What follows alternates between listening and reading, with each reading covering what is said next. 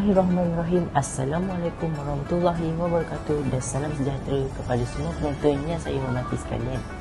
Nama saya Muhammad Syazin Azim bin Muhammad Syarul Kamal.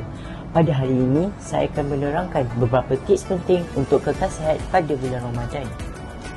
Tips yang pertama sekali adalah dengan memastikan kita bersahur pada waktu pagi. Hal ini kerana bersahur adalah penting supaya tubuh badan dibekalkan dengan tenaga yang mencukupi untuk melakukan aktiviti seharian pada bulan Ramadan. Di samping itu, bersahur juga dapat mengelakkan penyakit seperti penyakit gastrik. Selain itu, pengambilan makanan yang tinggi protein seperti telur, kekacang dan makanan yang tinggi dengan serat sewaktu bersahur dapat membantu untuk mengekalkan kesihatan metabolisme tubuh badan. Seterusnya, untuk waktu berbuka puasa pula, kita boleh mendahului dengan makan makanan yang ringan seperti kurma atau kuih muih sebelum makan makanan yang berat.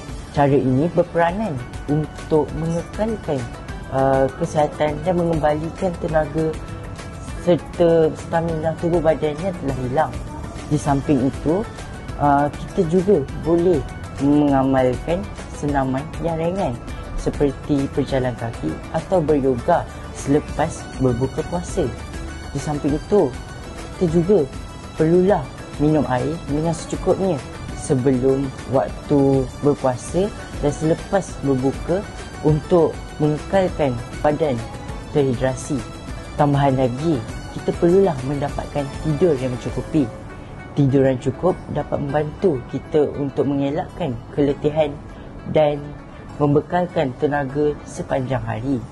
Semoga tips ini membantu anda untuk menikmati Ramadan dengan keadaan kesihatan yang optimum. Semoga Ramadan ini menjadi Ramadan yang terbaik buat anda. Sekian sahaja daripada saya. Wabillahi taufiq wa hidayah. Wassalamualaikum warahmatullahi wabarakatuh.